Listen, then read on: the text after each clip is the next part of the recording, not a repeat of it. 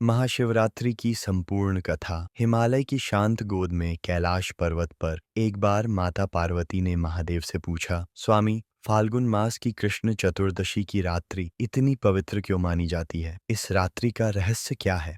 महादेव मुस्कुराए। उनकी जटाओं से गंगा की धारा मंद मंद बह रही थी। उन्होंने कहा, देवी, यह रात्रि केवल एक पर्व नहीं बल्कि आत्मा और परमात्मा के मिलन की रात्रि है। इसे ही महाशिवरात्रि कहते हैं। शिव पार्वती विवाह की रात्रि। महादेव बोले, देवी, इसी रात्रि में हमारा विवाह हुआ था। तुम्हारी कठोर तपस्या के बाद मैं तुम्हारे प्रेम और समर्पण से प्रसन्न हुआ। यह दिन प्रेम, विश्वास और धैर्य का प्रतीक है। जो भी भक्त इस दिन श्रद्धा से व्रत रखता है उसे जीवन में योग्य जीवन साथी और सुख समृद्धि प्राप्त होती है। समुद्र मंथन और नीलकंठ। फिर महादेव ने आगे कहा, जब देवताओं और असुरों ने समुद्र मंथन किया तब भयंकर विष हलाहल निकला। उस विष से संपूर्ण सृष्टि नष्ट होने लगी। तब मैंने वह विष अपने कंठ में धारण किया, जिससे मेरा कंठ नीला हो गया और मैं नीलकंठ कहलाया। रात्रि त्याग और बलिदान की भी स्मृति है। 3 ज्योतिर्लिंग का प्रकट होना। एक अन्य कथा सुनाते हुए महादेव बोले, एक बार ब्रह्मा और विष्णु में श्रेष्ठता को लेकर विवाद हुआ। तब मैंने अनंत अग्नि स्तंभ के रूप में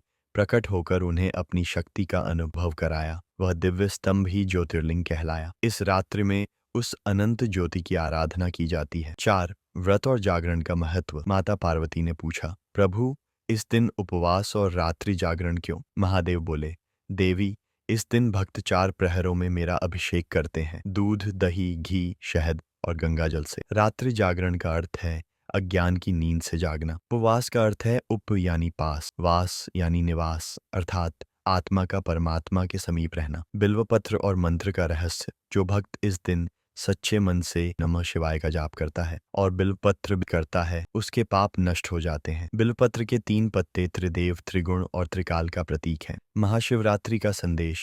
अंत में महादेव बोले, यह रात्रि केवल पूजा की नहीं बल्कि आत्मचिंतन की है। क्रोध, लोभ और मोह को त्याग कर जब मन शांत हो जाता है तब भीतर का शिव प्रकट होता है। जो इस दिन सच्चे मन से भक्ति करता है उसे मोक्ष की प्राप्ति होती है। माता पार्वती ने हाथ जोड़कर कहा, प्रभु, यह रात्रि सचमुच कल्याणकारी है। और तभी आकाश में हर हर महादेव की ध्वनि गूंज उठी। धरती, आकाश और समस्त ब्रह्मांड शिवमय हो गया।